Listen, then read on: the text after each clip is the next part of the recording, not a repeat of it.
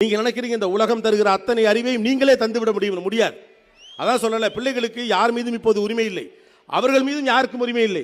ஒரு காலகட்டத்தில் ஒரு பிள்ளைக்கு எத்தனை பேர் மீது உரிமை இருந்தது, எத்தனை பேருக்கு பிள்ளை மீது உரிமை இருந்தது யோசிச்சு பாருங்க. ஒரு சித்தப்பாக்கு பிள்ளை மேல உரிமை உண்டு, அத்தைக்கு பிள்ளை மேல உரிமை உண்டு, மாமாவுக்கு பிள்ளை மேல உரிமை உண்டு, எல்லோருக்கும் பிள்ளை மீது உரிமை உண்டு. அவங்க நல்லது கெட்டதில் அவங்க பங்கெடுப்பாங்க. அடிச்சு போட்டு விட்டாப்ல வீட்டுக்காரன்னு சொல்லி அழுது கொண்டே அண்ணனிடம் ஃபோன் பண்ணால் அம்மா அங்கேயாவது மாமா புல்லட் எடுத்துக்கிட்டு வீட்டுக்கு வந்து அப்படியே மச்சான ஒரு முறை மறைச்சிட்டு வாமாப்பிள்ளன்னு கூட்டிகிட்டு கிளம்பி போயிடுவார் வீட்டுக்கு. மாமா சமாதானம் சொல்லுவார், கவலைப்படாத அப்பா கோவத்தில் ஏதோ செஞ்சுட்டாரு, நல்லதுக்கு தானே சொன்னார்னு சொல்லிட்டு கூட்டிகிட்டு போய் புரோட்டா கடையில் புரோட்டாலாம் வாங்கி கொடுத்து நைட்டு ஒரு சின்ன பரிசு பொருளாக வாங்கி கொடுத்து அப்பா தூங்கிய பிறகு அமைதியாக கொண்டாந்து வீட்டில் விட்டுட்டு போவார். அத்தைக்காரி முன்னால் பிள்ளையை நீங்கள் அடிக்கவே முடியாது தெரியுமா? அடிச்சு பாருங்களேன், இப்போ கூட நீங்கள் கை வச்சிட முடியாது. உங்கள் நாத்தனார் முன்னால் உங்கள் சொந்த பிள்ளை நாத்தனாரை கடுப்பேற்றுறதுக்காக பிள்ளையை போட்டு அடித்த அம்மாவெல்லாம் எனக்கு தெரியும். ஏன்னா நாத்தனாருக்கு பிடிக்காது. அத்தைக்காரி முன்னால் நீங்கள் பிள்ளை மேலே கை வைக்க முடியாது. அத்தையின் அந்த பிள்ளை என்பது அவங்க அண்ணனின் முகம், அவங்க தந்தையின் முகம். அப்போ அண்ணன் அடிக்கிறதுக்கு சமானம். எப்படி என் மரும பிள்ளை முன்னால் அடித்தமாங்க சண்டை கண்டை வந்து அவங்க போனால் அவங்க அண்ணங்காரன்ட்ட சண்டைக்கு போகிறப்ப கூட என்ன சொல்லுவாங்க, உன் பொண்டாட்டி உன் பிள்ளையை அடிக்கட்டும், நீங்கள் பெத்த பிள்ளை தான் முன்னால் அடிக்காதீங்க அப்படி இல்லாமல் அது வீட்டுக்கு வரமாதிரி அடிப்பாங்க. கோவம் வந்துச்சுன்னா பிள்ளை கையை வெடுக்குன்னு பிடிச்சிட்டு கிடுக்குன்னு அவங்க வீட்டுக்கு கூட்டிகிட்டு போயிடுவாங்க. நீங்கள் போய் தான் சமாதானம் பண்ணி உங்கள் பிள்ளையை கூட்டிகிட்டு வரணும். பிள்ளைக்கு அவ்வளோ உரிமை இருந்தது. கிருதா விட்டு அப்படி விட்டு நீளமாக ஸ்டைல் ஒன்று பண்ணிட்டு சினிமா ஹீரோ மாதிரி சைக்கிளில் உள்ளூருக்குள்ள வந்து மாமங்காரன் கூப்பிட்டு மாப்பிள்ளை கலக்குறியே அப்படிமா, அது மாமாவின் முறை. கட் பண்ணால் எய்தாப்பில் பைக்கில் வருவார் அவன் சித்தப்பா.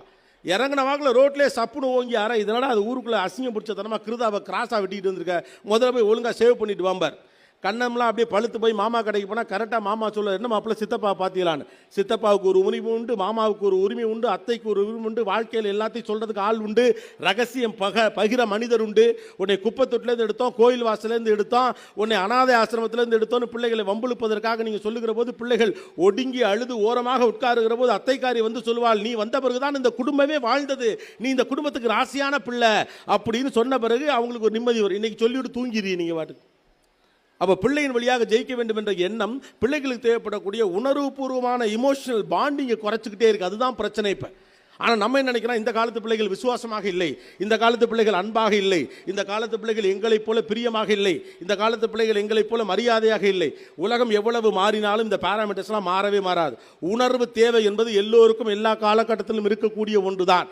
யாரோடும் பழகாத அளவுக்கு வீட்டுக்குள்ளே இருக்கக்கூடிய ஒரு மூத்த அண்ணன் கூட தனி அறையிலே போய் அழக்கூடிய மனிதராகத்தான் இருப்பார். அப்போ நீங்கள் எங்கே போய் மாட்டிக்கிட்டீங்க? இப்போ அப்போ நான் பிள்ளையை சக்ஸஸ்ஃபுல்லான ஆளாக மாற்றுறேன்ட்டு ரொம்ப போல்டாக மாற்றுறேன், இண்டிபெண்ட்டாக உருவாக்குறேன், தனிநபராக வெற்றிகரமான ஒரு ஆளாக மாற்ற பார்க்கிறேன். இப்படி பண்ணி பண்ணி பண்ணி அறிவுசார் விஷயமாக அதிகம் நடந்து கொண்டு இருக்கிறதே ஒழிய உணர்வுசார் விஷயங்களாக பெரிதாக ஒன்றும் நடப்பதே கிடையாது.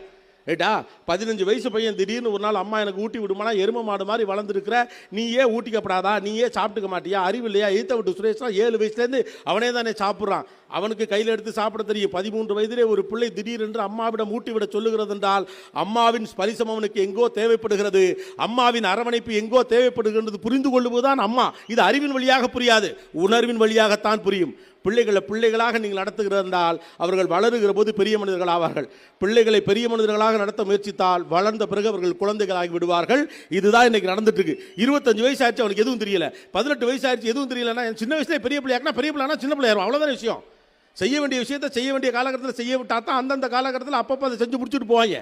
நம்ம எப்பப்பெல்லாம் எதெல்லாம் செய்யணுமோ அப்பப்பெல்லாம் அதெல்லாம் செய்ய விடாமல் அதுக்கப்புறமா அதை செய்கிறப்ப இப்போ போய் இதை செய்யறியா அப்பயே அதை செஞ்சுருக்கணும்னு கேட்குறீங்க. ரைட்டு தானே? அப்போ பையன் கன்ஃபியூஸ் ஆகனா மாட்டானா, பொண்ணு கன்ஃபியூஸ் ஆகலாம் மாட்டாளா? ஒரு வீடு என்பது முழுக்க முழுக்க அகாடமிக்ஸையும் வெற்றியுமே சுற்றி கொண்டு இருக்கு. ஒரு பிள்ளைகளுடைய வேறு விஷயமான விஷயங்களுக்கு எல்லாவற்றுக்கும் காரணம் கேட்குறோம். ஒரு டான்ஸ் ஆடுறான், எதுக்கு காரணம்? போய் ஏதாவது டான்ஸில் ஜோடி நம்பர் 1 ஆடுவியா, பாட்டு பாடுற, சூப்பர் சிங்கரில் பாடுவியா, நல்லா பேசுவியா, நீயா நல்லா போய் பேசுவியா, எதுக்குன்னு கேட்குறேன். நான் சந்தோஷமாக பேசக்கூடிய ஒரு ஆளாக வளருவது என்னுடைய தனித்திறன். நான் அதை எங்கேயும் போய் ப்ரூவ் பண்ணுங்கிற அவசியம் இல்லை. நம்ம இன்னைக்கு எப்படி மாற்றி வச்சிருக்கோம்னா, ஒரு திறமை இருந்தாலும் நம்ம ப்ரூவ் பண்ண அவசியம் கிடையாது. ஒரு பாடல் திறமை என்பது என்னை மகிழ்ச்சி படுத்திக் கொள்ளதா, ஏகாந்தமாக மொட்டை மாடியிலிருந்து பாட்டு பாடி நான் ஆனந்தமாக இருக்கிறதுக்கு தான் நான் பாட்டு கற்றுக்கிறேனே ஒழிய எங்கேயும் போய் பரிசை வாங்குவதற்காக கிடையாது. அப்போ எல்லாத்தையும் பரிசோட கனெக்ட் பண்ணுங்க, எல்லாத்தையும் பொருளோட கனெக்ட் பண்ணுங்க. கிரிக்கெட் விளையாடி நாளைக்கு IPL விளையாடி இந்தியாவுக்கு விளையாடி சேவிங் விளம்பரத்தில் நடிச்சு கார் விளம்பரத்தில் நடிச்சு காசு வரணும். அவன் விளையாடட்டும், உடல் ஆரோக்கியமாக இருப்பதற்காக விளையாடட்டும்.